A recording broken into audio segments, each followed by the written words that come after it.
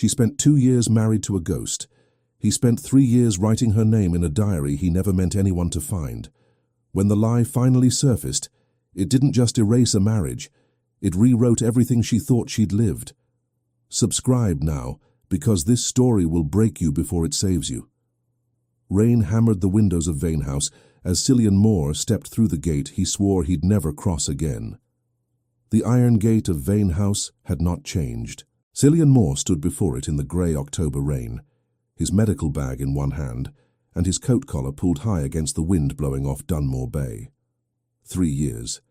He had counted them with the precision of a man who understood that some distances are not measured in miles but in the weight of what you carry away from a place. He had left in March of 1869, 1 week before the wedding. He had not been invited. He had not expected to be. He was the doctor, the quiet, unremarkable doctor from County Clare, who had spent 4 months treating Edmund Vane's failing lungs and eating meals at the servants' table, and saying good morning to Isolde Vane, in corridors where her silk skirts brushed the stone floors with a sound he had memorized without meaning to. He pushed the gate open. The gravel path to the front door was overgrown at the edges, the garden more untamed than he remembered. Vane House had always been grand but never cold. A large Georgian manor facing the sea, its limestone walls the colour of old cream, its windows tall and dark in the autumn light. Now it felt held together by habit rather than intention. The roses along the east wall had not been cut back, leaves collected against the front steps. Edmund's letter had arrived 12 days ago. My condition has worsened considerably. Dr. Finneran has retired from practice. I find myself in need of your particular patience, Moore, if you are willing. Isolde has returned from England. She is well. 2 sentences about a dying man, 1 sentence about his daughter. Cillian had read it 4 times. He had written back the same afternoon. The housekeeper, Mrs. Branner, opened the door before he knocked. She was a small, broad woman in her 60s, with white hair pinned severely and eyes that missed nothing. She had fed him soup during a February storm in 1868 and told him he ate like a man who forgot food existed. He suspected she had been right. "Dr. Moore," she stepped aside. "We expected you yesterday." The road from Limerick was flooded. It floods every October. She said it without accusation, already moving down the entrance hall. "Mr. Vane is upstairs. He's been asking since morning." Cillian followed her through the entrance hall, past the portraits of 3 generations of Vanes watching from their gilded frames, past the tall clock that had been 5 minutes fast in 1868 and was presumably still 5 minutes fast, past the door to the morning room where he had once stood for 11 minutes, watching Isolde read a letter by the window without her knowing he was there. He did not look at that door. "Miss Vane," he said, and then corrected himself. "Lady Ashby, is she—" "She's in the garden." Mrs. Branner paused at the foot of the stairs and looked at him with the particular expression of a woman who had observed everything in this house for 30 years and had opinions about all of it. "She goes there in the afternoon, every afternoon, rain or no rain." A pause. "She doesn't use the title. She asks us not to." Cillian said nothing. "She arrived 6 weeks ago," Mrs. Branner continued, turning back toward the stairs. "She is—" Another pause, longer this time. "She is managing." The word landed in the air between them, with all the weight of everything it was not saying. Edmund Vane was smaller than Cillian remembered. It happened sometimes with illness, not the physical diminishment alone, but something deeper, as if the body gradually released its claim on space. Edmund had been a large man in 1868, broad-shouldered and authoritative, despite the cough that rattled through him in the mornings. Now he lay against 3 pillows in his darkened bedroom, his hands folded over the coverlet, with the careful stillness of a man who had learned to conserve everything. But his eyes were the same, sharp and grey and watchful. "You came," Edmund said. "I said I would." Men say many things. He studied Cillian for a moment. "You look older." 3 years will do that. Sit down, stop standing there like you're waiting for permission."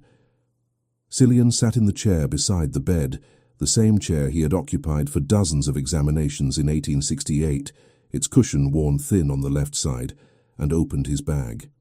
Edmund watched him prepare his instruments with the resigned tolerance of a man who understood that doctors needed their rituals. "How long have you had the fever?" 2 weeks, on and off. Edmund waited while Cillian pressed a stethoscope to his chest, breathing when directed, holding still when directed. "Finneran said my left lung is largely gone, said the right is following." Finneran was conservative in his estimates. He preferred bad news to surprise. "And what do you prefer?" Cillian withdrew the stethoscope and sat back. "Accuracy." Edmund almost smiled. "She doesn't know how ill I am." "Then she should. In time." Edmund's eyes moved toward the window, where the rain ran in grey lines down the glass. "She has enough to carry." Cillian did not respond to that. He made notes in his medical journal: pulse, respiration, temperature, the precise, quiet work that had always suited him better than conversation. Edmund watched him write. "You left quickly," Edmund said. "In 1869, before the wedding." "My work here was finished." Was it? It was not a question. Cillian kept writing. "Rowan is dead," Edmund said, as though Cillian had not received a letter, as though the news had not reached every corner of Ireland within a fortnight of the accident. 2 months ago, the carriage went off the Clifton Road in a storm. He died before they reached him." "Yes." "You don't sound surprised." "I'm not surprised that men who drive too fast in storms sometimes die." Cillian closed his journal. "I'm sorry for Isolde's loss."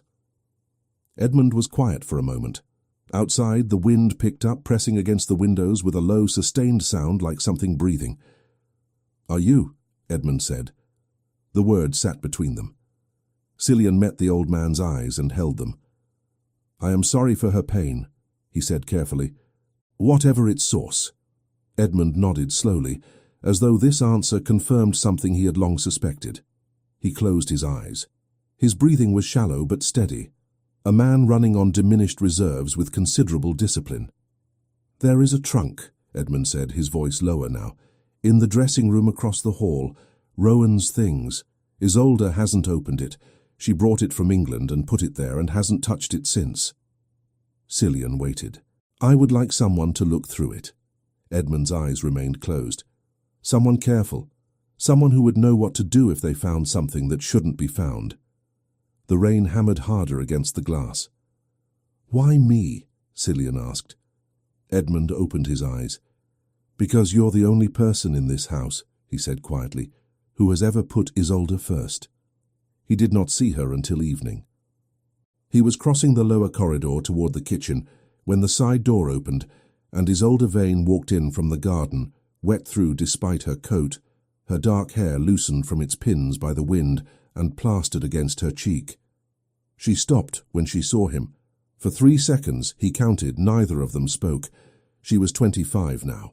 She had been 22 when he left, and the difference was not in her face, which was the same fine-boned, serious face he had memorized without permission, but in something behind her eyes. Something that had been there before, tentative and luminous, that was now simply quieter, pressed down, managed. "Dr. Moore," she said. "Miss Vane." He did not correct himself to Lady Ashby. She had asked them not to use the title. "Your father is resting. His fever broke this afternoon. Thank you for coming." Her voice was even, measured, the voice of a woman who had learned to perform composure so thoroughly that it had become a second skin.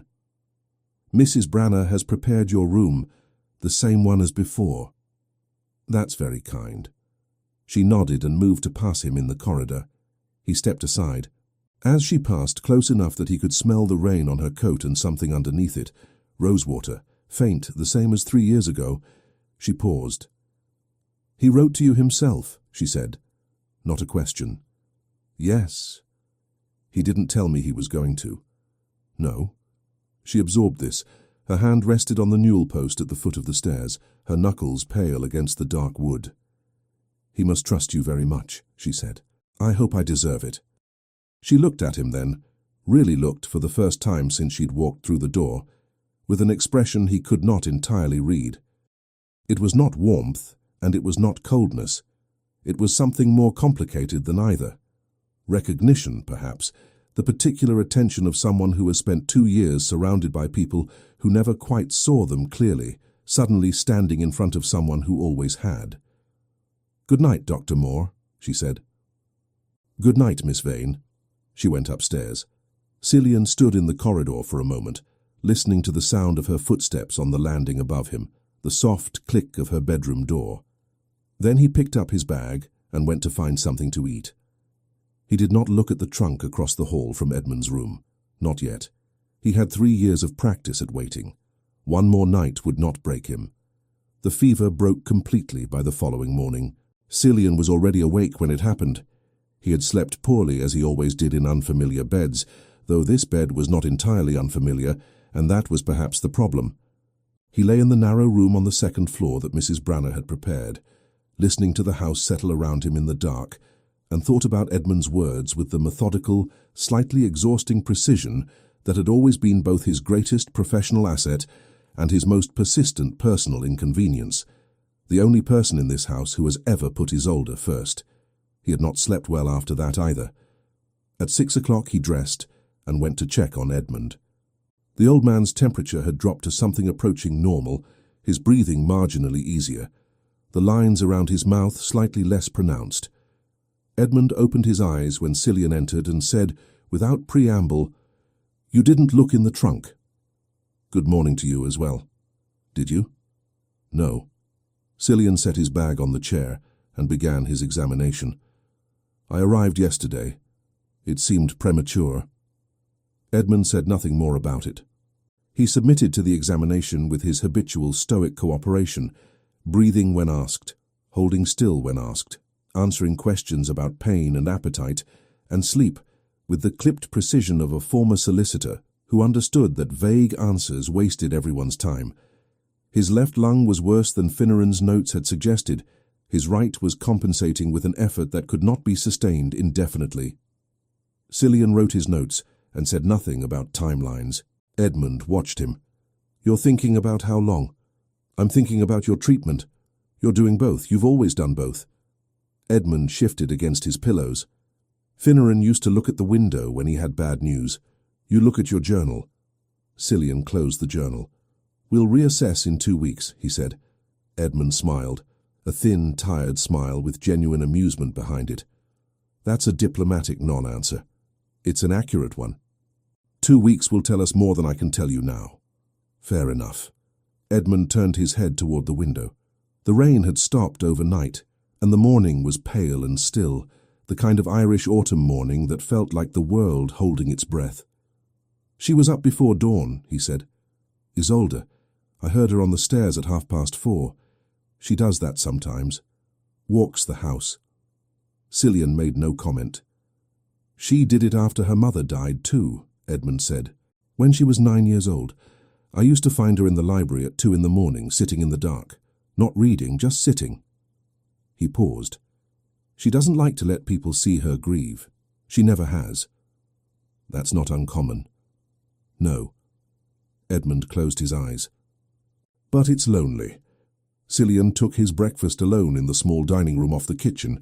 Mrs. Branner produced eggs and brown bread and strong tea without being asked, which he appreciated, and spent the first hour of the morning reviewing Finneran's medical notes, which were thorough if pessimistic in tone, and the second hour writing a list of the medications and equipment he would need brought from Limerick. At 9:30, Isolde appeared in the doorway. She was dressed properly now, her hair pinned and her composure fully restored, wearing a dark grey morning dress that he suspected she had brought from England.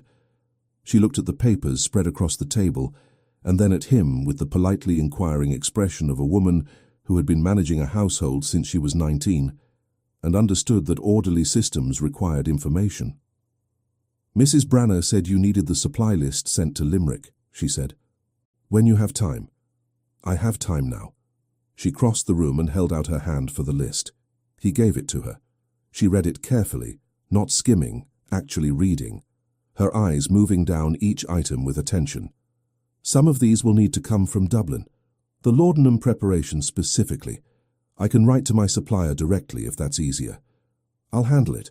She folded the list with precise economic movements. "My father's accounts are in order. There's no difficulty with costs." "I didn't imagine there was." She looked up at him briefly. Something flickered in her expression, not offense, but a slight recalibration, as though she had expected him to handle her differently and was adjusting to the reality that he did not intend to. "No," she said. "I suppose you didn't." She turned to leave. "Miss Vane." She stopped. Cillian hesitated, one of his rare hesitations, the kind that only occurred when accuracy and kindness pointed in different directions, and he had to decide which mattered more in a given moment. "Your father slept well," he said. "The fever breaking is a good sign. Not a resolution, but a good sign." She absorbed this with the stillness he was beginning to recognize as her particular way of receiving difficult information, not avoidance, but a kind of careful internal arrangement, as though she were placing the news in exactly the right container before responding. "Thank you," she said, "for being honest. I don't know how to be anything else." She almost smiled, the smallest possible version of a smile, barely a shift at the corners of her mouth, gone before it fully arrived. Then she left. Cillian looked at the doorway for a moment longer than was strictly necessary. Then he looked back at his papers. The trunk was made of dark leather, banded with brass fittings, the initials RCA, Rowan Connell Ashby, stamped into the lid in faded gold. It sat in the dressing room across from Edmund's bedroom, exactly where Edmund had said it was, pushed against the wall beneath the single window, gathering dust with the particular stillness of objects that nobody has touched, because touching them would make something real. Cillian stood in front of it for a long moment. Edmund had asked him to look. Edmund had his reasons, and in Cillian's experience, Edmund Vane's reasons were never casual. The man had spent 40 years as a solicitor, before his health made practice impossible. He understood evidence. He understood consequence. He would not have asked Cillian to open a dead man's trunk without being fairly certain that the trunk contained something that needed to be found before someone else found it, or before Isolde found it without warning. Cillian crouched down and examined the lock. It was not secured. Either it had never been locked, or someone had opened it before. He lifted the lid. The smell came first, cedar wood and something fainter beneath it, a cologne he did not recognize, foreign and faintly sweet. The trunk was organized with the careless order of a man who threw things in with approximate intention, clothes on one side, books and papers on the other, a shaving kit wrapped in cloth, 2 pairs of good leather gloves. He worked methodically, the way he worked through everything. The clothes he set aside. The books were unremarkable. A volume of Byron, a racing almanac, a French novel he did not open. The papers were bundled loosely with a leather cord, not tied, merely looped, as though they had been gathered in haste. He untied the cord.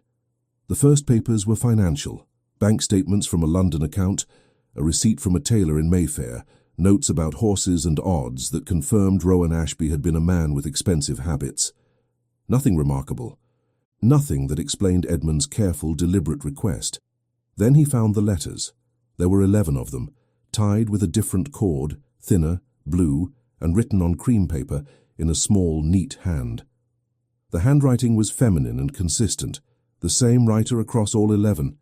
The dates spanning from 1864 to 1871. The most recent was dated 4 months before Rowan's death. Cillian read the first line of the first letter. "My dearest husband, your silence these past weeks has been the particular cruelty you have always reserved for winter." He sat very still. He read the letter in full. Then the second. Then the third. The date on the envelope reading January 1869. 2 months before Rowan Ashby married Isolde Vane in the chapel at Dunmore. His hands were steady. They were always steady. It was the one professional quality he had never had to work for. He set the letters down on the floor beside him and looked at the wall. Outside in the corridor, he could hear the distant sounds of the house, Mrs. Branner's footsteps in the kitchen below, the creak of a door somewhere on the upper floor, the faint sound of the sea coming through the window glass. Ordinary sounds, the sounds of a house that did not yet know what was sitting in this room. He picked up the letters again and looked at the signature on the last one. "Yours as I have always been and remain, Maris." Below the signature, in smaller letters, as though added as an afterthought or perhaps a reminder, "Maris Ashby, your wife." Cillian sat on the floor of the dressing room for a considerable time. He thought about Edmund downstairs, who had known or suspected and had sent him here with deliberate precision. He thought about Isolde, who had carried this trunk from England without opening it, who walked the house before dawn because she did not like to be seen grieving. He thought about 2 years of a woman's life lived inside a lie, constructed so thoroughly that even the lie had furniture and silverware and a house in County Galway. He thought about what it would do to her when she knew. He thought about how to tell her in a way that did not destroy what remained. He did not yet have an answer. He carefully retied the letters with the blue cord, placed them back exactly where he had found them, and closed the trunk. Then he sat with his back against the wall beside it, his knees drawn up, his eyes on the ceiling, and did what he had always done when a patient received a diagnosis that changed everything. He gave himself 1 hour to simply hold the weight of it. After that, he would decide what to do. Dorothea Crane knocked on the dressing room door at precisely the wrong moment. She was a tall, angular woman, in her early 50s, with sharp cheekbones and the careful, neutral expression of someone who had spent decades making herself professionally invisible. She had been Isolde's companion since Isolde was 17, first employed by Edmund when it became clear that a young woman of fortune needed someone to stand between her and the world's various intentions. She opened the door and found Cillian sitting on the floor. She looked at him, then at the trunk, then back at him. "I see," she said. "Do you?" It was not a question. She stepped into the room and closed the door behind her with the quiet precision of a woman managing a situation before it became larger than the room could hold. She did not sit. There was nowhere to sit. But she folded her hands in front of her and stood with the contained, weighted stillness of someone who had been carrying something heavy for a very long time. "How much do you know?" Cillian asked. Dorothea looked at the trunk. "Enough," she said. Her voice was entirely level. "I found a letter. In England, 8 months ago. I told myself it was a misunderstanding." A long pause. "I am not certain I believed that even then. And Isolde knows nothing." Dorothea met his eyes. "She must never find out from this house. She must never feel that everyone around her knew and said nothing while she..." She stopped. Something moved behind her careful expression. Not guilt exactly, but its older, more settled cousin. She has already lost everything she thought she had. She cannot lose the dignity of learning it properly. Cillian looked at her for a long moment. "Then we need to be certain of what we have," he said, "before we say anything at all." Dorothea nodded once.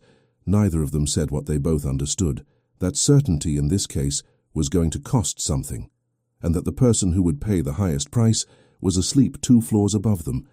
Walking through a grief she did not yet know was only the beginning. That evening, Cillian sat in the library after dinner and wrote in his medical journal.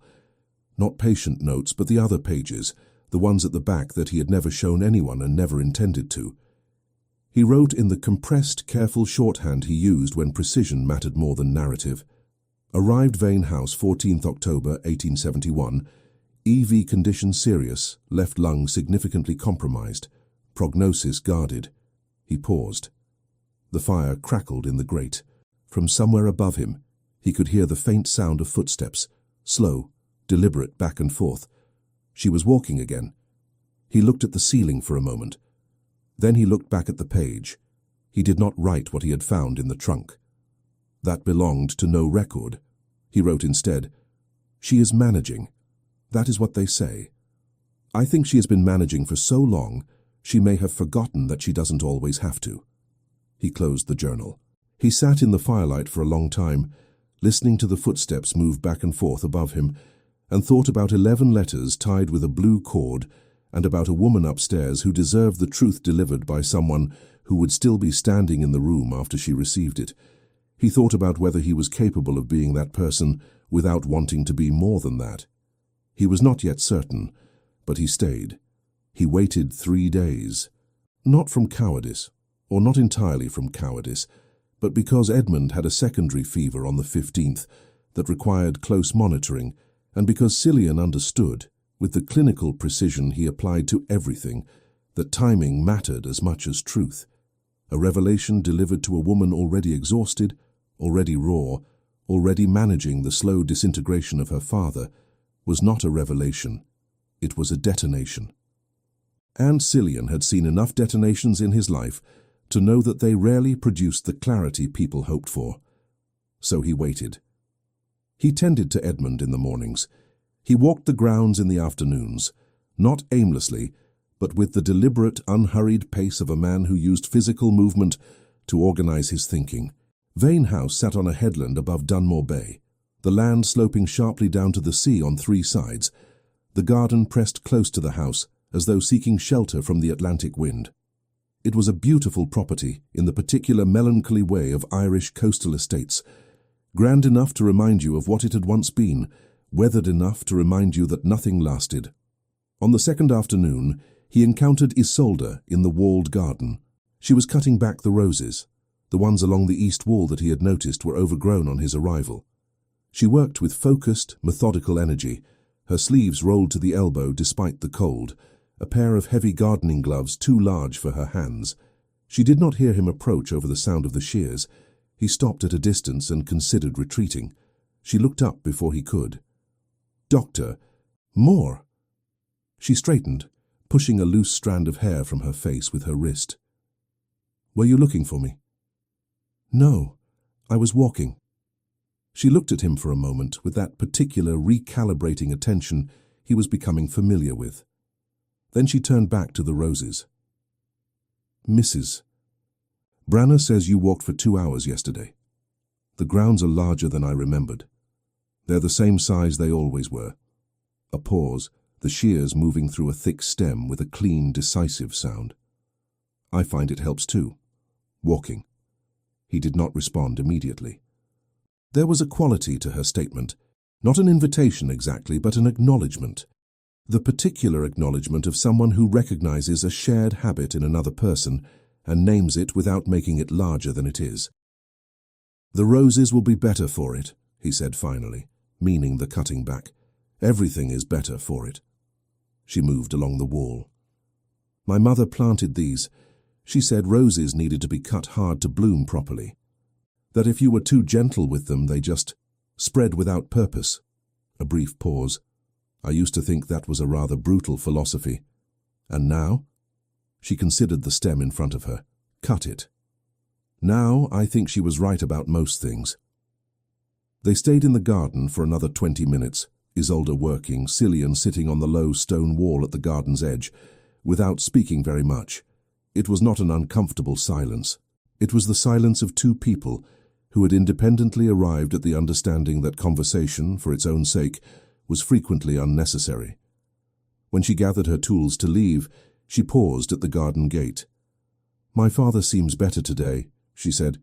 "He is better today," she nodded. "Thank you for that, for whatever you did." I adjusted his medication, and I made him drink more water, which he resisted strenuously. He always does. The ghost of that almost smile again, there and gone. "Good night, Dr. Moore." "Good night, Miss Vane."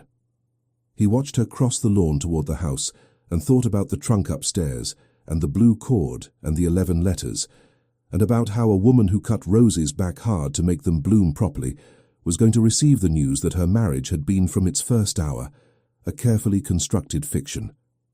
He thought about it all evening. On the third morning, he went back to the dressing room. He read every letter twice. The full picture assembled itself with the terrible clarity of a legal document, which in a sense it was. Maris Ashby, née Maris Drummond of Bristol, had married Rowan Connell Ashby in September of 1864 at St. Mary Redcliffe Church. The first letter was dated 3 months after the wedding, affectionate, slightly formal, the letter of a young wife still learning the rhythms of her husband's extended absences. By 1866 the tone had shifted, warmer, more direct, and carrying beneath the warmth a thread of carefully managed anxiety about those absences, about the money that arrived irregularly, about the promises that preceded long silences. By 1868, the year Cillian had first come to Vane House, the year Rowan Ashby had been courting Isolde Vane with the concentrated charm of a man who understood exactly what he wanted. Maris's letters had the quality of someone writing into a void. Still faithful, still signing herself your wife, still somehow hoping. The letter dated January 1869, 2 months before the wedding, was the one that stayed with Cillian longest.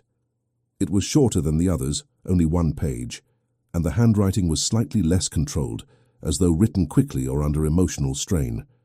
Rowan, I have heard nothing from you in 4 months. Your uncle tells me you are well and occupied with business in Ireland. I do not know what business requires 4 months of silence from a man's wife, but I find I am too tired to continue asking questions that produce no answers. I am writing to tell you that I am well, that the house in Clifton requires the roof repaired before winter, and that I remain as I have always remained yours. I do not know why I keep telling you this, perhaps because it is still true. Maris. Cillian set the letter down. He sat in the same position he had occupied 3 days earlier, back against the wall, knees drawn up, and allowed himself to feel, for a measured and deliberate moment, the particular anger that came not from personal injury, but from witnessing the systematic diminishment of people who deserved better. It was a clean anger, precise and cold, and he let it exist for exactly as long as it was useful. Then he folded it away and thought about what came next. There was also, tucked beneath the letters, a document he had not seen on his first examination, folded smaller than the others, almost hidden in the lining of the trunk's interior pocket. He unfolded it carefully. It was a marriage certificate. St. Mary, Redcliffe Church, Bristol, September the 14th, 1864. Rowan Connell Ashby, bachelor, age 28. Maris Elizabeth Drummond, spinster, age 31. 2 witnesses whose names he did not recognize. The officiating clergyman's signature at the bottom, clear and legal and entirely irreversibly real. He held the certificate in both hands for a moment. Then he refolded it, placed it with the letters, retied the blue cord, and closed the trunk. He went downstairs, told Mrs. Branner he would not be taking lunch, and walked to the sea. He stood on the headland for a long time, the wind coming off the water with enough force to require effort to stand straight, the Atlantic grey and enormous below him. He had grown up near water. County Clare had its own coastline, wilder than this. The cliffs of Moher, a childhood landmark that had taught him early that some things were simply larger than human proportion and had to be accepted as such. He thought about Isolde. He thought about what he knew and what he was about to make real by saying it aloud. There was a particular irreversibility to spoken truth. He had learned this as a doctor, delivering diagnoses in small rooms to people who had walked in still carrying hope. The moment the words left your mouth, the world before them ceased to exist. You could not unknow what you had been told. You could only begin, from that moment, the long and uneven work of building something in the space the truth had cleared. He thought about whether he had the right to be the one to clear that space for her. He thought about Edmund's words, the only person in this house who has ever put Isolde first. He thought about Dorothea, who had known for 8 months and said nothing. Not from malice, he understood that, but from a paralysis of love, the particular inability to deliver pain to someone you have spent years protecting from it. And he understood that paralysis. He understood it with a precision that was almost uncomfortable. But Dorothea's silence had not protected Isolde. It had only delayed the moment when Isolde would have to stand in a room and have the architecture of 2 years of her life taken apart in front of her. Every day of delay was another day Isolde spent grieving a man who had not existed. He turned back from the sea. He found her in the library after dinner. She was writing letters at the desk near the window. Estate correspondence, he assumed, the kind of administrative labor that large properties generated endlessly, regardless of the personal circumstances of their owners. She looked up when he entered and read his face with an accuracy that surprised him, though it should not have. He had spent enough time with her now to understand that Isolde Vane's composure was not absence of perception. It was perception, fully operational, held very still. "Sit down," she said. He sat. She set her pen down and folded her hands on the desk, the same gesture of preparation he had seen her use before receiving difficult information, that careful internal arrangement. She was already, he realized, bracing herself. She did not know for what, but she knew something was coming. She had probably known for several days. "My father sent you to look at the trunk," she said. It was not a question. Yes. A long pause. The fire shifted in the grate. Outside the window the sea was audible, a low and constant sound beneath everything. And you found something? Yes. She looked at him directly. Her eyes were very steady and very dark in the firelight, and he held her gaze because she deserved to be looked at when this happened, not spoken to by someone staring at the floor. Tell me, she said. He told her. He did it the way he delivered diagnoses, clearly, completely, without softening the essential facts into shapes that were easier to hold, but less accurate. He told her about the letters. He told her about Maris Drummond of Bristol, age 31, married at St. Mary Redcliffe in September of 1864. He told her about the marriage certificate, clear and legal and witnessed. He told her that the marriage had never, to his knowledge, been dissolved, which meant that Rowan Ashby had been, at the time of his wedding to Isolde in March of 1869, already a married man. He told her all of it in under 4 minutes. Then he stopped, and he waited. Isolde did not move. She sat behind the desk with her hands still folded and her eyes still on him, and her face entirely, absolutely still. The fire crackled. The sea moved outside the glass. Somewhere in the house a clock ticked through the seconds with the indifferent precision of objects that do not understand what they are measuring. She said nothing for a very long time. When she finally spoke, her voice was exactly level. Not controlled, level in the way of something that has gone beyond the point where control is the operative mechanism and arrived somewhere quieter and more fundamental.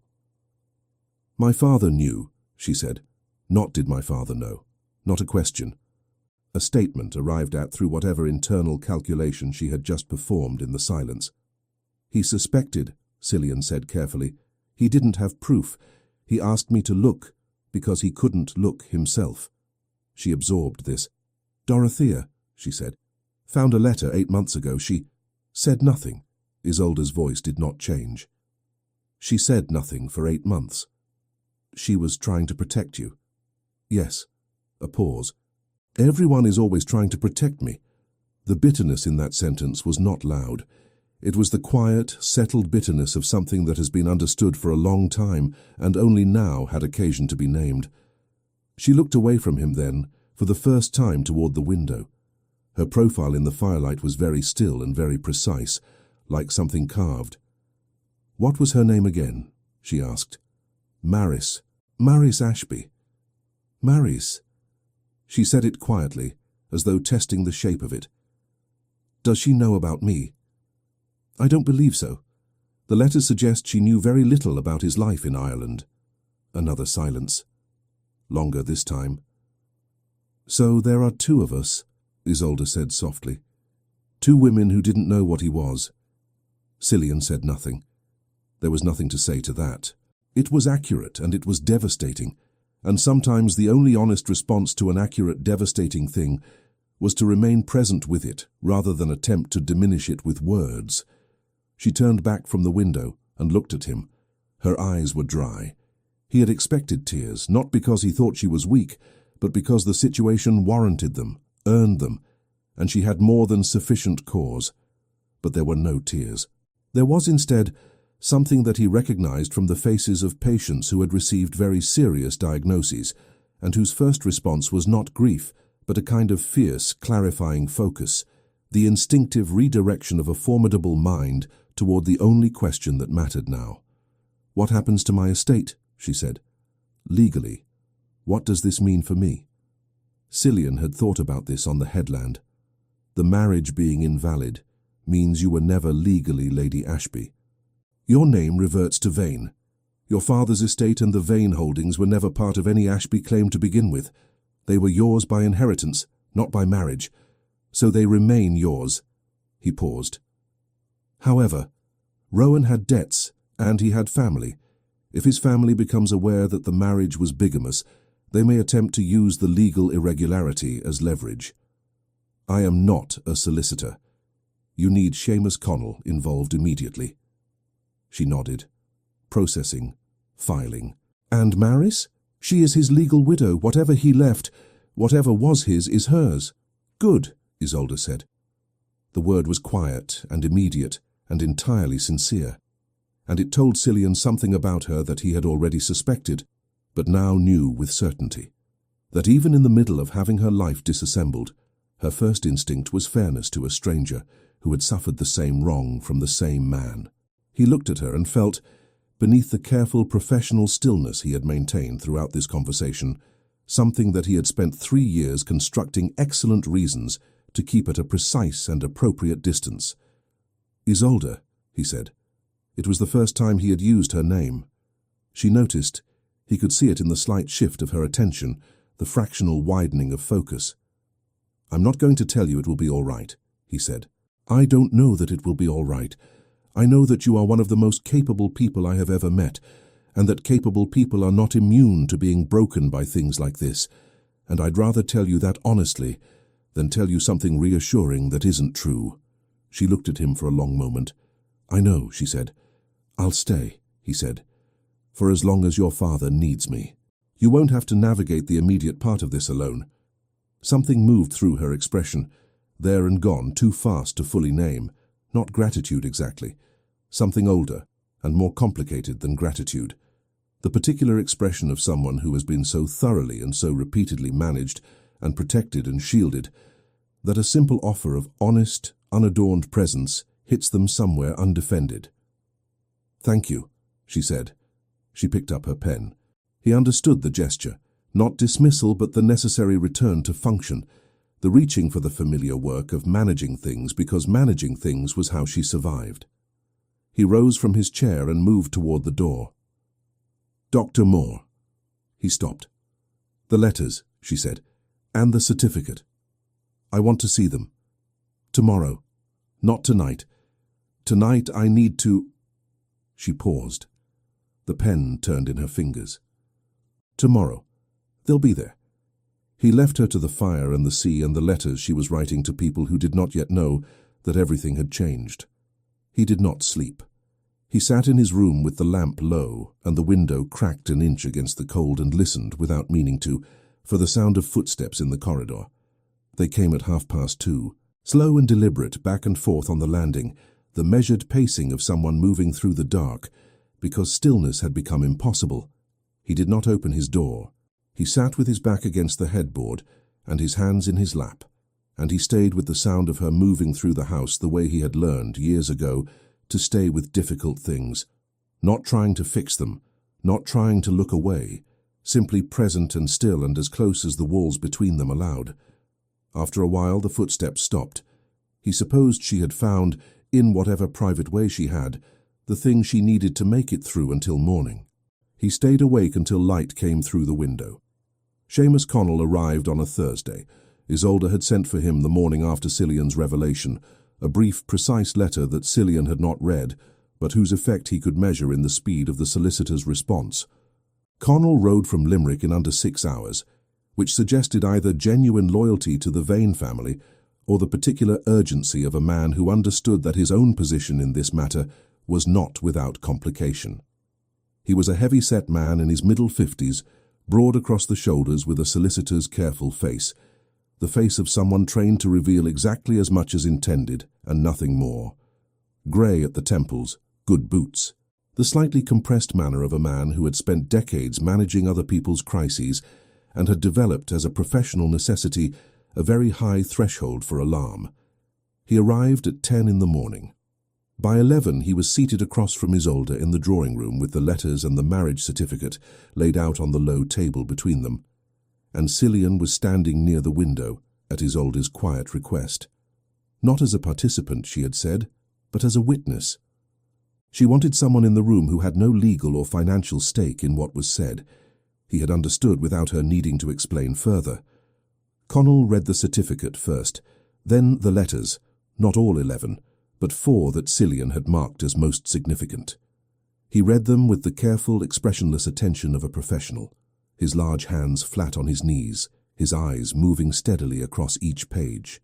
When he finished, he set the last letter down and looked at the table for a moment. Then he looked at Isolde. "How long have you known?" she asked. The question landed in the room with the quiet force of something that had been precisely aimed. Connell's expression did not change, but something behind it shifted, a barely perceptible internal adjustment, the movement of a man deciding how much truth was navigable. "I had suspicions," he said carefully. "That is not what I asked." A pause. 14 months, he said. The room was very quiet. Isolde sat with her hands folded in her lap, and her spine perfectly straight and her face entirely composed. And Cillian, watching from the window, thought about what that composure was costing her and felt the precise, cold anger again. Not at Connell alone, but at the accumulated weight of all the people in this woman's life who had decided one by one that protecting her from truth was a form of kindness. "Tell me what you knew," Isolde said. "Exactly." "From the beginning," Connell told her. He had received 14 months ago an anonymous letter. He did not know its origin, had never established its origin, containing a brief, unsigned note suggesting that Rowan Ashby had a prior marital connection in England. The note had included no documentation, no names, no specifics. He had made initial inquiries, encountered what he described as deliberate obstruction, and had, he paused here, choosing his words, concluded that without documentation, proceeding further risked significant damage to the Vane family's social standing based on what might prove to be baseless slander. "Baseless slander," Isolde repeated. "I believed there was a reasonable possibility." "You were paid," she said. It was not loud. It was not theatrical. It was the flat, certain statement of a woman who had spent the last 18 hours thinking through exactly this conversation and had arrived at the truth before the meeting began. Connell's jaw tightened. "Rowan came to me," he said after a moment. 8 months ago, he told me the rumors were being circulated by a business rival attempting to destabilize his position. He asked me to discourage further inquiry. He offered a fee for my discretion, and you took it. I made a serious error in judgment. The words were precisely chosen, the language of a man constructing the minimum admission required. I did not believe the documentation existed. I thought the matter would resolve itself when he died, Isolde said. Silence. Outside the drawing-room windows the morning had turned grey, clouds moving in from the west over the bay, with the heavy, purposeful movement of an Irish autumn sky preparing to deliver something significant. Cillian watched them and listened, and kept his expression neutral. "What is my legal position?" Isolde said. Her voice had not changed. "Precisely." Connell straightened slightly, reorganizing himself around the practical, which was evidently where he was most comfortable. "The marriage being bigamous renders it void ab initio, invalid from the beginning as though it never occurred. Your name reverts to Vane, your inheritance from your father, the Vane textile holdings, the property at Dunmore. None of these were ever legally connected to the Ashby name and remain entirely yours." He paused. "Rowan's estate, what little there was, passes to his legal widow, Mrs. Maris Ashby. His debts are a separate matter." His debts. He had considerable ones. Lord Phineas Ashby, Rowan's uncle, who managed the family's remaining financial affairs, has been aware of the debts for some time. Another pause, more weighted than the previous ones. "I received a letter from Lord Phineas's solicitor last week." Isolde looked at him steadily. "Show me." Connell reached into his coat and produced a folded document. He held it for a moment before placing it on the table, the gesture of a man aware that he was handing over something that was going to make his own position considerably more difficult. Isolde picked it up and read it. Cillian could not see her face from the window. He watched her shoulders. They did not change, did not rise or tighten, maintained their precise, deliberate set throughout the 2 minutes it took her to read the document. Then she set it down with the same care she had used picking it up. "He's claiming the estate," she said. "He's arguing that Rowan's debts, incurred during the period of the union, constitute a joint liability, and that assets accumulated during that period are subject to claim." Connell's voice had taken on the careful, qualified tone of a man reciting a legal position he found personally objectionable, but professionally obligated to represent accurately. "It is a weak argument legally, however. Lord Phineas Ashby has sufficient resources to make it expensive and public," Isolde said. "Yes." "And he is aware of the marriage certificate." Connell hesitated. I believe he has been aware for considerably longer than I have." The room was very still. Cillian pushed himself off the wall. "He orchestrated the anonymous letter," he said. Both Isolde and Connell looked at him. It was the first time he had spoken. "The letter you received 14 months ago," Cillian said, looking at Connell. "Lord Phineas sent it, not to expose Rowan, to expose the exposure, to establish that you knew and that you were paid to suppress it, so that when he needed leverage against Miss Vane, he had a solicitor in his pocket who couldn't move against him without incriminating himself." The silence that followed this was of a different quality than the ones that had preceded it. Connell's face had gone very still. Isolde looked at Cillian with an expression he had not seen on her before. Not surprise exactly, but a kind of recognition, as though something she had been trying to see clearly had just come into focus. "He's been building this for over a year," she said quietly. "Rowan's debts were real," Cillian said, "but Rowan was also, I think, partly a mechanism, someone charming and financially desperate enough to be useful. Lord Phineas needed access to the Vane fortune. He needed a way in. Rowan was his way in." "You have no evidence of that," Connell said. His voice was tight. "No," Cillian agreed, "but Miss Vane needs to understand the full shape of what she may be facing before she decides how to proceed." Connell looked at Isolde. Something had shifted in his expression, the compressed professional neutrality cracking slightly at the edges, and beneath it something that might, if you were inclined to generosity, be read as shame. "He's not wrong," he said quietly. "About the shape of it." Isolde looked at the table, at the letters, the certificate, Lord Phineas's legal document arranged in a line like exhibits at a trial. She looked at them for a long time without speaking. Then she stood up. "Mr.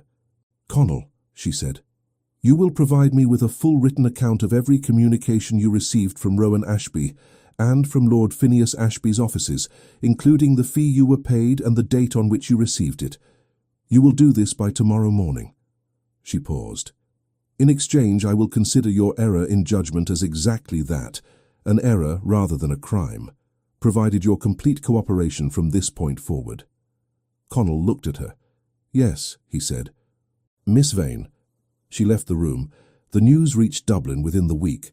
Cillian was not certain how, whether through Lord Phineas's deliberate circulation or through the ordinary unstoppable mechanisms of aristocratic society, in which information moved through drawing rooms and letter-writing desks with the speed and inevitability of water finding its level. But by the 20th of November, he could see its effects in the small daily changes around Vane House.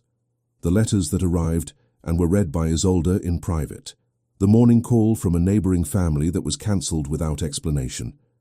The changed quality of Mrs. Brannag's expression when she returned from the market in Dunmore village. Isolde said nothing about any of it.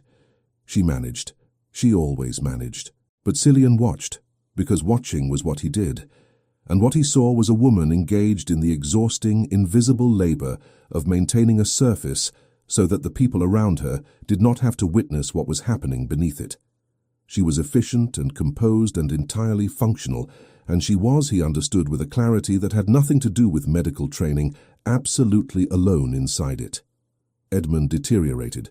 The secondary fever that had broken in mid-October returned more persistently in the third week of November, settling into his chest with the grim tenacity of illness that has found what it was looking for. Cillian adjusted medications, monitored closely, sat with Edmund in the evenings when the old man was lucid and wanted company, which was more often than one might have expected of a man in his condition. "She's holding," Edmund said one evening.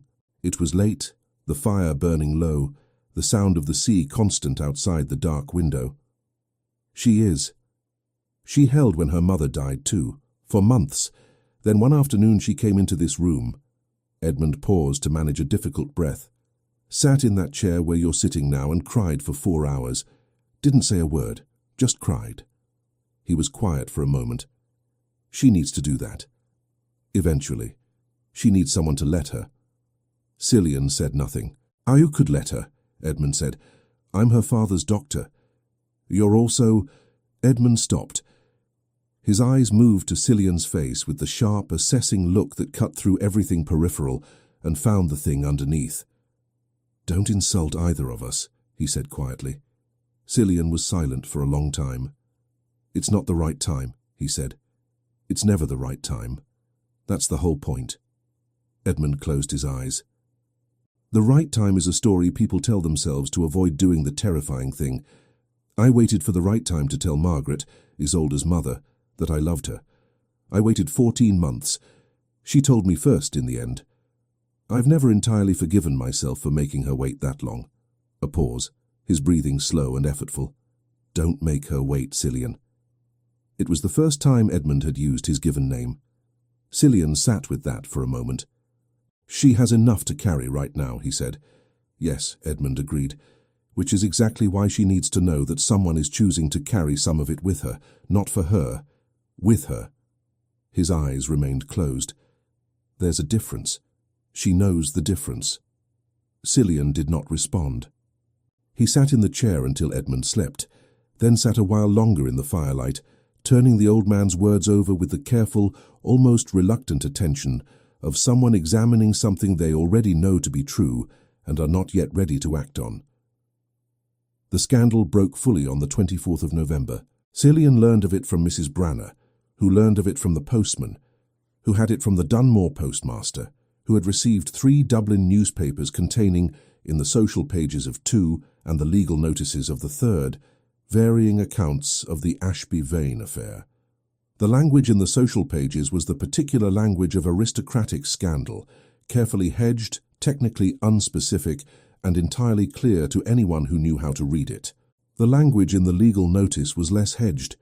Lord Phineas Ashby's solicitors had formally registered a claim against the Vane estate. Cillian read all 3. Then he went to find Isolde. She was in the library. She had the Dublin papers already. She had received her own copies that morning, he realized, and had been sitting with them alone since before he was awake. She looked up when he came in, and the expression on her face was not the composure he was accustomed to. It was something rawer than that, not broken but stripped of the additional layer she usually maintained, the performance of being entirely fine removed to reveal the actual woman underneath, who was not entirely fine and had known for some time that she was not going to be. "Sit down," she said. Her voice was steady but different, lower, the careful levelness gone, replaced by something more direct and more tired. He sat. She looked at the papers on the desk. "They're calling it a scandal of the first order," she said. "One of them suggests I must have known, that a woman of my intelligence could not have been deceived." A pause. "The implication being that I was a willing participant in the bigamy." "That's Phineas. He needs the social narrative to support the legal one." "Yes." She pressed 2 fingers to her temple briefly, a gesture he had not seen from her before, the smallest crack in the careful exterior. "Half of Dublin will believe it. Half of London already does, I imagine." She looked at him. "I've had 4 letters this week from women who were my friends 6 months ago. One of them suggested I might consider a period of quiet abroad until the matter resolved. Meaning she doesn't want to be associated with you publicly." "Meaning exactly that." She sat back. The other 3 said nothing at all. Cillian looked at her. "Which letters have you received from people who didn't abandon you?" he asked. She looked at him for a moment with that recalibrating expression. Then, quietly, "2. My cousin Eoif in Cork, who is 17 and probably not fully aware of the social implications, and you." "I didn't write you a letter." "No, but you came when my father asked you to. You found what was in the trunk when you could have left it alone. You told me the truth when you could have protected yourself by protecting me." She looked at her hands. "That counts." The fire burned. The sea moved beyond the glass. Then, without warning, without the preliminary stillness, without the usual careful arrangement, Isolde's composure broke. It did not break loudly. It broke the way Edmund had described. Quietly, completely, with the quality of something that has been held at tremendous cost for a very long time and has simply, finally, run out of strength to hold. She pressed her hand over her mouth, and her shoulders curved inward, and she cried with the controlled, almost silent intensity of someone who had spent a lifetime learning not to be seen doing this, and could not, in this moment, maintain that particular discipline any longer. Cillian did not move immediately. He understood, with the specific understanding of someone who had spent years learning when presence meant stillness and when it meant movement, that she did not need to be fixed or managed or spoken to. She needed to not be alone. Those were different things. He moved his chair beside hers. He did not touch her. He did not speak.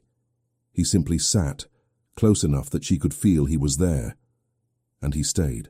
After a while, 4 minutes, perhaps 5, the crying slowed. She pressed both hands over her face. Her breathing steadied gradually, the long, uneven pulls of air becoming shorter and more controlled. "I'm sorry," she said, her voice muffled behind her hands. "Don't be." "I don't—" She lowered her hands. Her face was flushed and entirely unguarded, and more genuinely completely herself than he had ever seen her. "I don't do that. In front of people. I know. You don't mind?" He looked at her. "No," he said. "I don't mind." She looked back at him, and for a moment the room was very still and very small, and contained nothing except the two of them, and the fire and the sound of the sea, and the particular quality of a silence in which something shifts permanently, between two people who have been pretending not to feel it for longer than was strictly honest.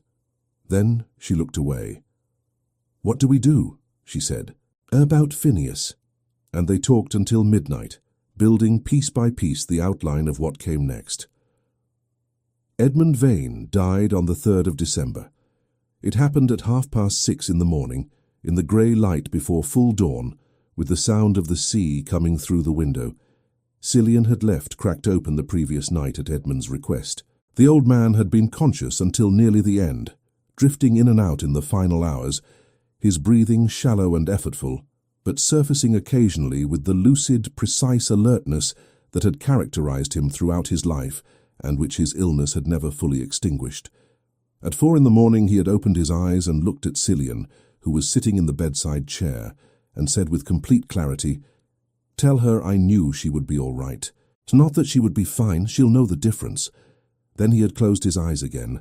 Cillian had been holding his wrist, monitoring, measuring, the clinical habits of a lifetime, when the pulse simply stopped.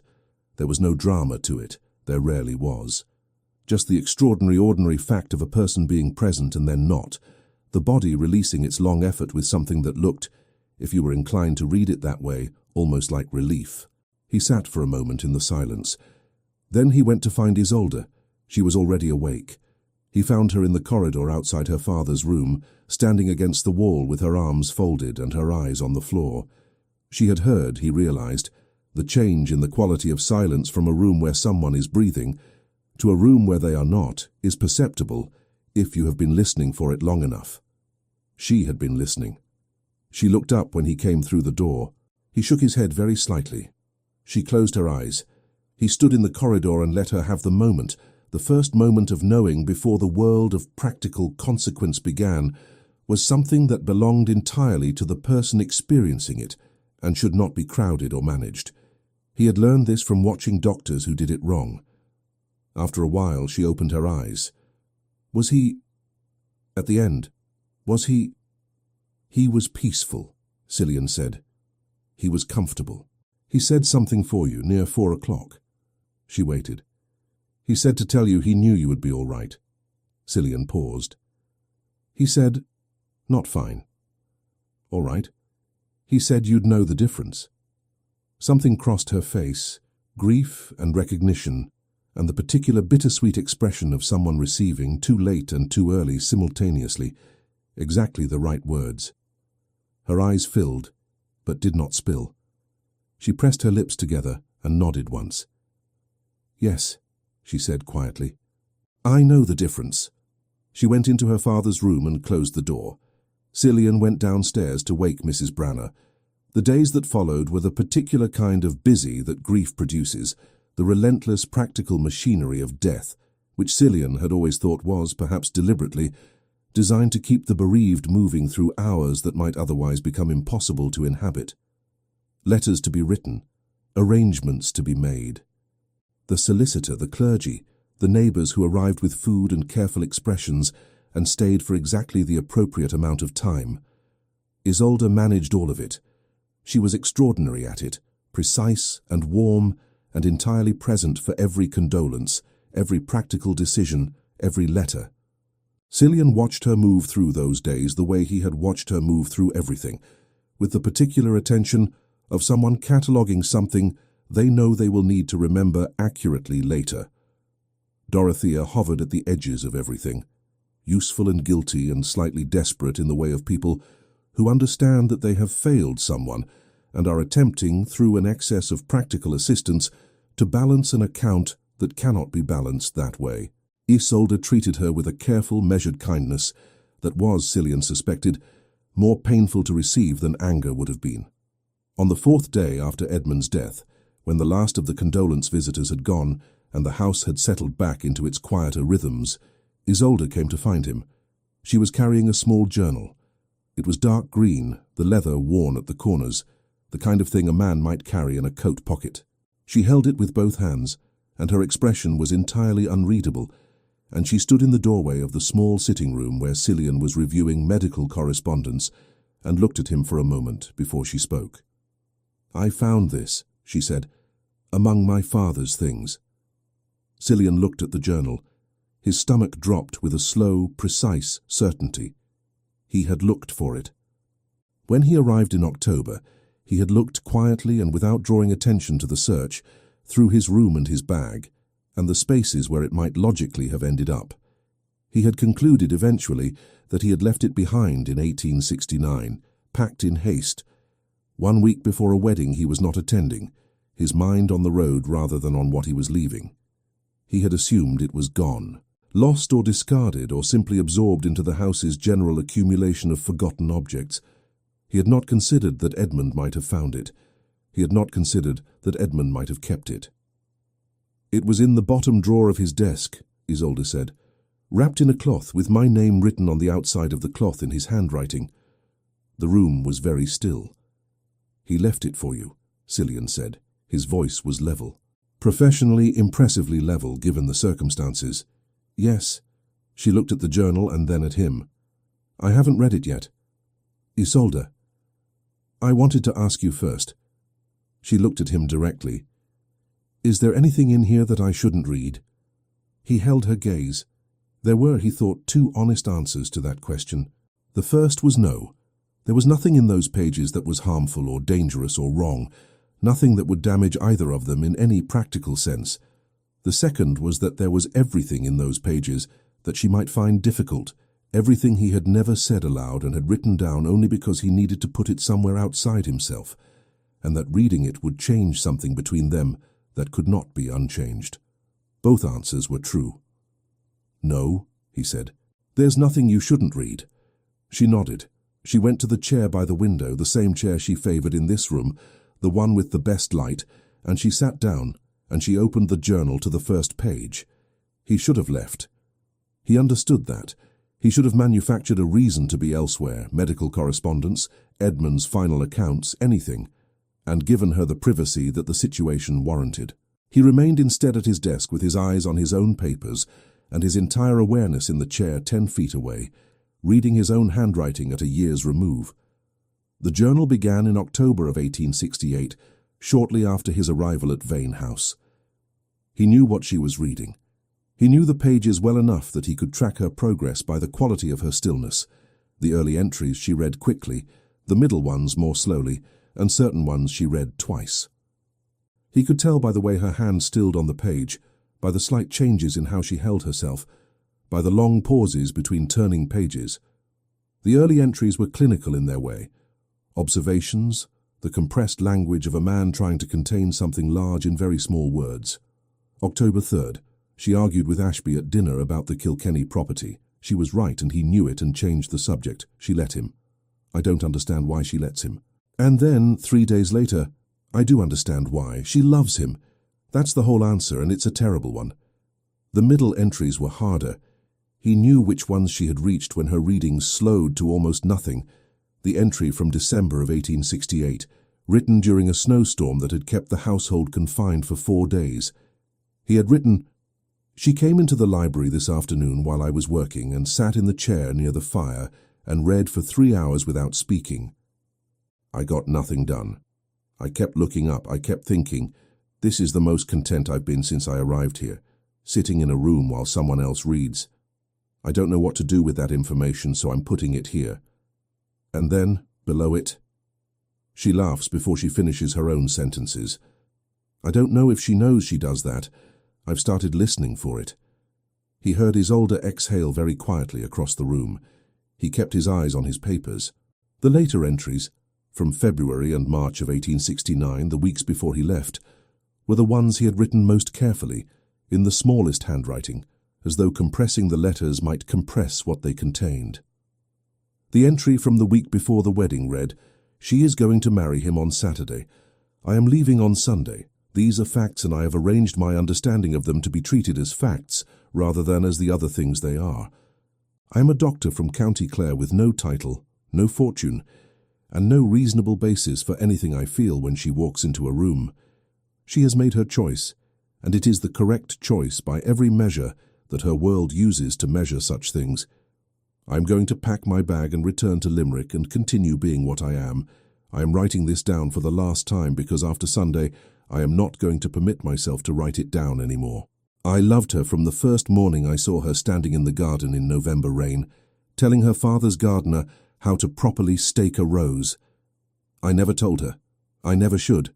Some things you carry alone." The room was completely silent. He could not look up. He heard the sound of a page turning, then another, then the soft sound of the journal being closed. Neither of them spoke for a very long time. When he finally made himself look up, she was sitting with the closed journal in both hands, and her eyes on the window, and an expression on her face that he had no single word for. It was grief and recognition, and something that might have been, beneath both of those, a kind of careful, fragile wonder. "Cillian," she said. It was the first time she had used his name. He set down his pen.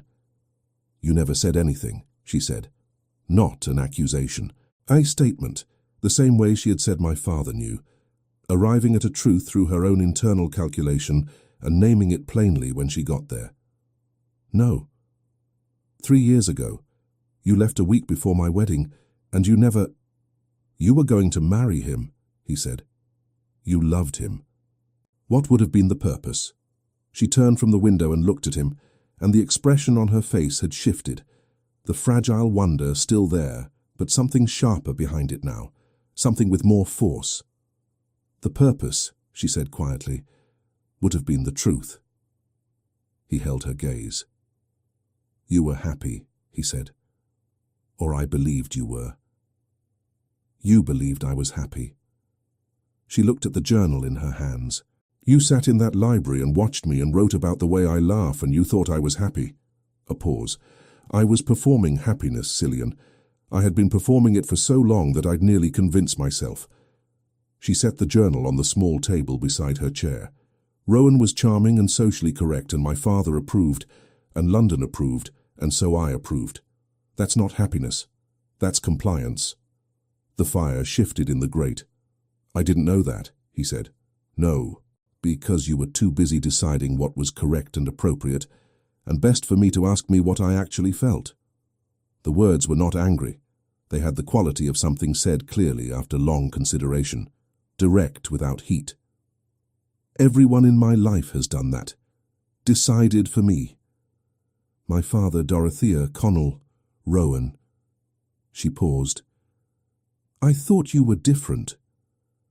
I was trying to—" "I know what you were trying to do." She looked at him steadily. "You were trying to protect me from wanting something you didn't believe you deserved to offer, which is generous and honorable and absolutely maddening." A pause. "You wrote, 'Some things you carry alone,' as though it was noble, as though carrying it alone was better than telling me." He was silent. "Was it?" she asked. "Better? Carrying it alone for 3 years while I married someone who was already married to someone else?" The question was not rhetorical. She was asking him genuinely, the way she asked everything, directly, wanting the accurate answer rather than the comfortable one. "No," he said. "No." She looked at her hands. It was lonelier. For both of us. Outside the window, The December sea moved under a pale sky, the light flat and silver, the kind of light that made everything look very clear and very far away simultaneously. Cillian sat with the weight of what she had said, and did not try to diminish it or qualify it or arrange it into something more manageable. She was right. He had been for 3 years extraordinarily and unnecessarily alone with something that might have been shared, and the loneliness had been, at the time, a point of private pride, evidence of his integrity, his restraint, his refusal to impose. And he could see now, with the clarity of a man receiving an accurate diagnosis, that it had been none of those things. It had been fear, dressed in the clothing of virtue, but fear underneath. "I'm sorry," he said. She looked at him. "Not for feeling it," he said. "For deciding without asking you that you couldn't be trusted with it." Something shifted in her expression, the sharpness softening, the careful directness making room for something warmer and less armored. "That's a very precise apology," she said. "I'm a precise person. I know."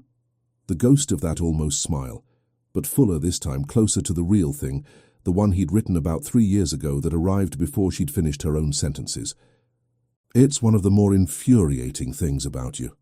He looked at her across the room, across the small sitting room in the house above the Irish Sea in December, with the green journal on the table beside her, and 3 years of unnecessary silence between them, and felt the particular frightening clarity of a moment that is exactly what it is, and cannot be made into something smaller or safer without losing what makes it true. "Maris Ashby is coming," Isolde said. The shift in subject was deliberate. Not avoidance, he understood, but the practical, forward-moving instinct of a woman who had learned to deal with one devastating thing at a time. There was more to say between them. Both of them knew it. But there was also this, the reason Maris was coming, what she was bringing, what it meant for Isolde's future, and it needed to be dealt with first. "When?" he asked. "She wrote 3 days ago. She arrives Friday." Isolde's expression steadied into the focused, clear look of someone engaging with a problem. "Her letter was not what I expected. She was not angry. She was—" She paused, searching for the right word. "Tired?" Cillian offered. Isolde looked at him. "Yes, tired. The letter of a woman who has been waiting a long time for the truth and has finally, at considerable cost, received it." She folded her hands in her lap. "She said she has documents about Phineas." Cillian went very still. "What kind of documents?" "She didn't specify in the letter, but she said—" Isolde paused, and when she continued, her voice had a quality he had not heard in it before, something that might carefully and provisionally be called hope. She said that Rowan told her things near the end, about his uncle, about why he had done what he did to both of us. She said she wrote it all down before he died, and she has been deciding ever since what to do with it. "She's decided," Cillian said. "She's decided." Isolde looked at him. "She's coming here." Outside, the December light was fading early, the short Irish afternoon collapsing into evening with its usual unhurried certainty. The fire in the grate needed attention. The house around them was quiet and large, and full of the particular quality of a place that has held a great deal of grief recently, and is waiting, not impatiently, to see what comes next. Cillian looked at Isolde. "Then we prepare," he said.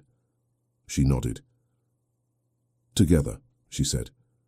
It was one word, said plainly, without emphasis. But in the context of everything that had passed between them in this room, in this house, across 3 years and a green journal, and the honest, painful conversation of the last hour, it carried the weight of a great deal more than its single syllable. He looked at her and she looked at him, and neither of them looked away. "Together," he said. Maris Ashby arrived on a Friday morning. She came by private carriage from Limerick. Isolde had arranged it, a detail that Cillian noted and filed away as characteristic of the woman he was beginning to understand more completely with each passing day. Isolde had every reason to resent Maris Ashby, or at least every reason that a smaller, less honest person would have used to justify resentment. Instead, she had arranged a carriage, prepared a guest room, and asked Mrs. Branner to have tea ready at 11. Cillian stood with Isolde in the entrance hall when the carriage arrived. Maris Ashby was not what he had constructed from her letters. He had imagined, without quite meaning to, someone fragile, the woman who had written into silence for 7 years, faithful and increasingly anxious, the particular fragility of someone who has been systematically ignored. But the woman who stepped down from the carriage into the grey December morning was not fragile. She was tall, broad-shouldered, dark-haired with considerable grey at the temples, with the direct assessing look of someone who had spent a great deal of time in the last several months deciding exactly who she was going to be on the other side of what had happened to her. She was 38 years old. She looked like a woman who had earned every year of it. She stopped on the gravel path and looked at Isolde. Isolde looked at her. There was a moment, long enough to be felt, brief enough to be borne, in which the full, strange, impossible geometry of their situation was simply present between them, unmanaged and unmediated. 2 women standing on Irish gravel in December, both of them married to the same man. Neither of them by choice or knowledge, both of them arriving here through a path of considerable damage. Then Maris said, "You look nothing like I imagined." And Isolde said, "Neither do you." And something in the air between them shifted. Not into warmth, exactly. Not yet, but into the particular quality of a mutual recognition between 2 people who have, through no fault of either, been placed on the same side of something. "Come inside," Isolde said. "There's tea." They sat in the drawing-room, Isolde and Maris across from each other, Cillian to one side, Seamus Connell, who had arrived the previous evening at Isolde's request, in the chair nearest the door, with his prepared expression and his documents already organized in his lap. Maris drank her tea and looked around the room with the careful, composed attention of someone cataloguing a place they had wondered about for years. "He told me he had property in Ireland," she said. "He said it was complicated. He said it would take time to untangle." She looked at her cup. "He was always untangling things. I understood, eventually, that the things he was untangling were of his own making." "When did you understand that?" Isolde asked. "Properly, 6 months before he died." Maris set her cup down. "I found a bank statement, an account I hadn't known about with deposits that didn't correspond to any business he'd described to me. When I asked him, he said it was an investment account. I knew it wasn't." She paused. "I didn't push. I think I was afraid of what pushing would produce." She looked at Isolde directly. "I'm sorry for that. If I had pushed earlier—" "It wouldn't have changed what he was," Isolde said, "only when we knew it." Maris held her gaze for a moment. Then she nodded. "Near the end," Maris continued, "when it was clear he wasn't going to recover from the accident, he talked. The way people talk when they've decided that the accounting is coming regardless, and it's marginally better to make it themselves." She reached into the bag beside her chair and produced a leather folder, slim, well-worn, the kind used for important correspondence. "He told me about Phineas, about the arrangement between them, about how it began and what it was designed to produce." She opened the folder and placed it on the table between them. Cillian leaned forward. The documents were a combination of Rowan's own handwritten account, several pages, the handwriting of a man dictating through pain and reduced to something more honest than he had probably been in years, and a series of letters between Rowan and Lord Phineas, spanning from 1863 to the year of Rowan's death. Connell reached for them. "Carefully," Isolde said. Connell withdrew his hand slightly. "I'll read them first," Isolde said. "Then Mr. Connell." Maris watched her. "I don't trust him. I trust him considerably more than I did 6 weeks ago," Isolde said, "which is not the same as fully." She picked up the first page of Rowan's account and began to read. The room was quiet. Cillian watched Isolde read. He watched the particular way her expression changed as she moved through the pages. Not dramatically, not with visible shock, but with the steady, absorbing intensity of someone fitting the final pieces of a pattern that had been incomplete for years. Twice she paused and looked at nothing for a moment before continuing. Once she set a page down, looked at the ceiling briefly, and picked it up again. When she finished, she set the document on the table with the same deliberate care she used for everything, and looked at Maris. "His debts were Phineas's debts," she said. "Yes." The structure of it assembled itself as she said it. Cillian could see her building it in real time, the way she had built the Phineas theory in the drawing room 6 weeks ago. Phineas Ashby had, for a decade, been systematically accumulating losses through bad investments and worse gambling, losses he had concealed from the wider family through a combination of financial manipulation and Rowan's complicity. Rowan, the charming, debt-ridden nephew, had been simultaneously his tool and his liability, useful for social access, dangerous as a potential witness. The Vane fortune had been the solution. He needed access to money that couldn't be traced back to him directly, Cillian said. A marriage into the Vane family would give him a legitimate mechanism: loans, investments, gradual access. He didn't need to steal it outright. He just needed proximity. And when Rowan died, Isolde said, he lost his mechanism, so he pivoted. The bigamy claim wasn't about the marriage at all. It was about creating legal chaos around the Vane estate, delays, disputes, enough confusion to allow him to insert financial claims while the ownership question was unsettled. Connell, who had been listening with the expression of a man reconstructing his own failures in real time, said quietly, "He contacted my office again last week, requesting a meeting." He paused. "I believe he expected me to still be manageable." "You're not," Isolde said. "No," Connell agreed. "Miss Vane, I am not." The legal process that followed was not simple or swift. Cillian had not expected it to be. He understood from medicine that the resolution of complicated things rarely arrived cleanly. It came in stages, with setbacks, with the occasional frustrating reversal that required patience and recalibration. What they had was Rowan's written account, Maris's witness testimony, the letters between Rowan and Phineas, and Connell's prepared statement detailing the bribe and the suppression of evidence. It was not nothing. In the hands of a competent Dublin barrister, whom Isolde engaged within the week, a sharp-faced woman named Margaret Doyle, who came recommended by Isolde's cousin Ewifa's father and who arrived at Vane House, read the documents in under 2 hours and said simply, "This is quite enough." It was, in fact, considerably more than nothing. Lord Phineas Ashby's legal claim against the Vane estate was formally withdrawn on the 19th of December, 3 days before Christmas, under circumstances that the Dublin legal community would discuss with considerable interest for several years afterward. Phineas himself removed to his remaining property in Shropshire shortly thereafter and did not return to public life in any significant capacity. The social reckoning took longer, as social reckonings always do.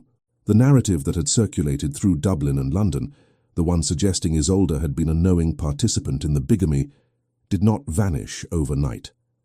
It diminished gradually, under the pressure of the documented truth and the particular social force of 2 women who had been wronged by the same man standing publicly, without drama, on the same side. Maris, who returned to Bristol in January with Rowan's legitimate estate and a cleaner understanding of her own history, wrote to 3 of the most influential women in London society with a brief, precise account of the facts. The effect was not immediate, but it was eventually decisive. By February, the letters from former friends had resumed. Isolde answered some of them. Others she did not. She was, Cillian observed, becoming increasingly selective about which parts of her previous life she chose to reassemble and which she left aside. It was not bitterness. It was the particular clarity of someone who has been through enough to understand that not everything worth having is worth reclaiming, and that the reconstruction of a life after damage is an opportunity as much as an obligation. He had planned to leave in January. His reasons were the same ones they had always been: competent, practical, difficult to argue with in the abstract. Edmund's case was closed. The immediate crisis was resolved. His practice in Limerick had been patient, but not indefinitely so. There was nothing keeping him at Vane House that fell within the legitimate scope of his professional responsibilities. He told Isolde on a Tuesday evening in the 2nd week of January. She was in the library.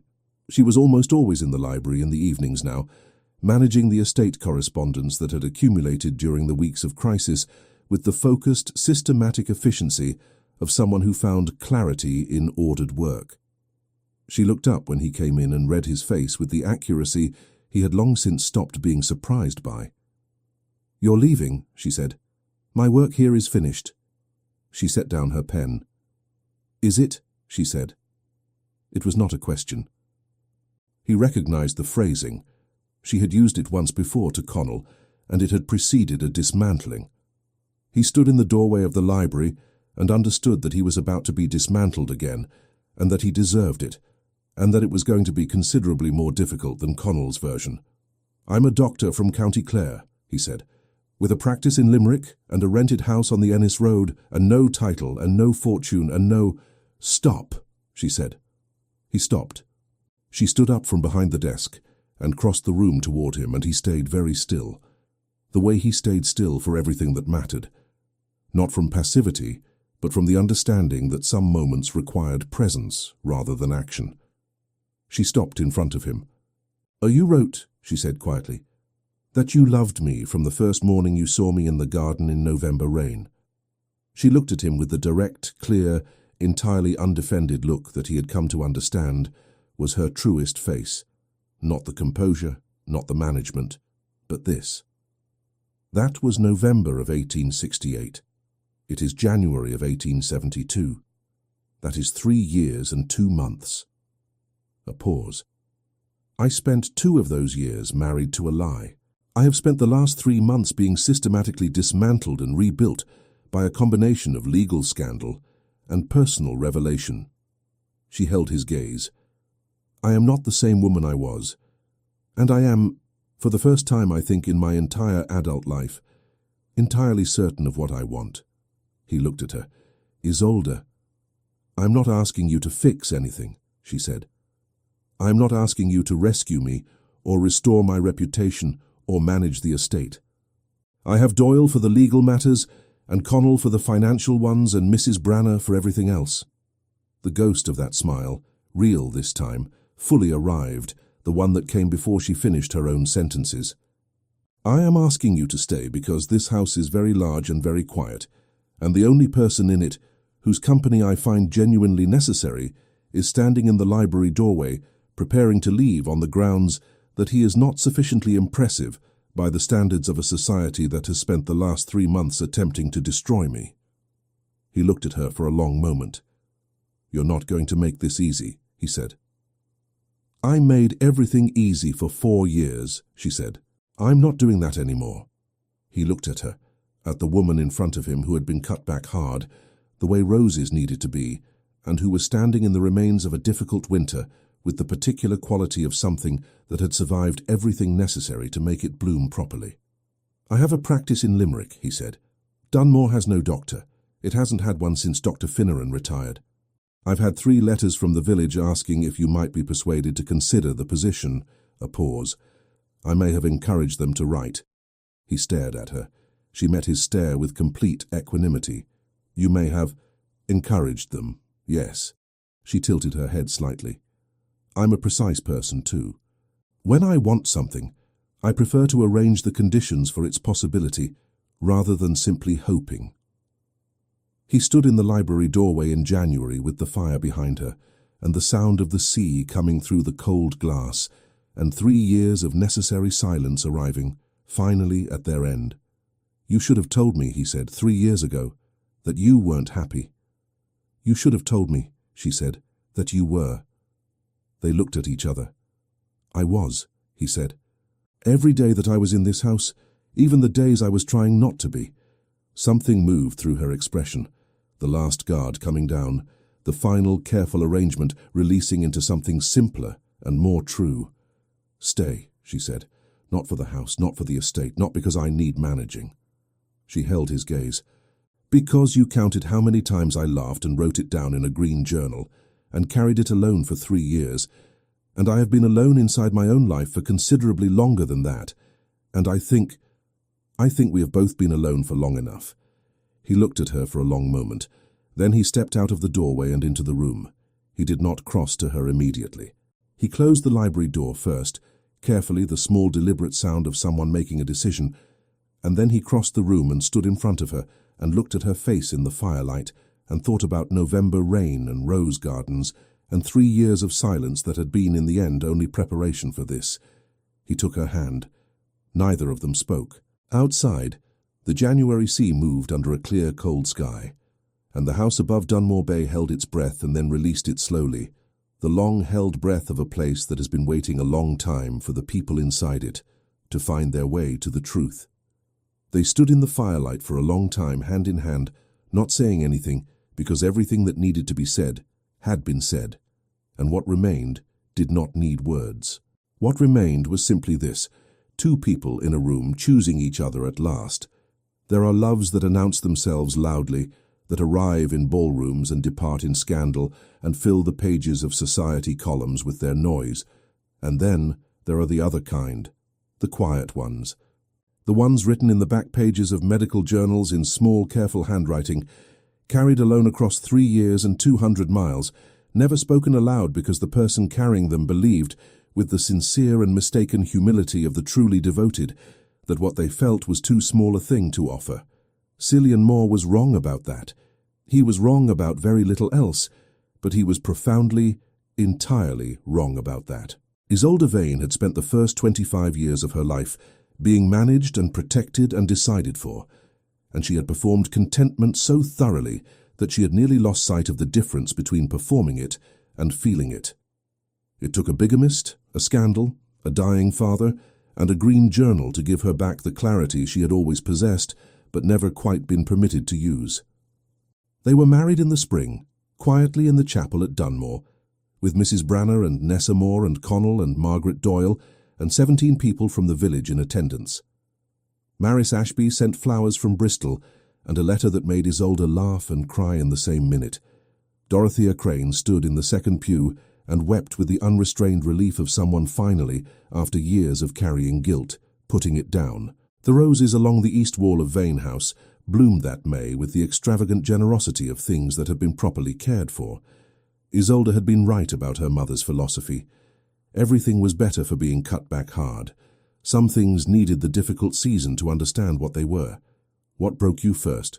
The letters tied with a blue cord, or the diary he never meant anyone to find? This story was built on a truth that most romance forgets, that the most devastating love is not the one that shouts. It is the one that stays silent for 3 years because it believes it has no right to speak. Cillian and Isolde were not kept apart by villains or circumstance alone. They were kept apart by the quiet human mistake of deciding, without asking, what the other person deserved. If this story moved you, if you found yourself at any point holding your breath or blinking a little faster than usual, leave a comment below and tell me which moment got you. Was it the diary? The corridor at 2:30? The roses? Subscribe to the channel so you never miss a story like this one. New Victorian dramas every week. Love, scandal, secrets, and the particular courage it takes to choose truth over safety. Leave a like if Cillian and Isolde earned it. And until next time, may you be brave enough to say the thing you've been carrying alone. Goodbye for now.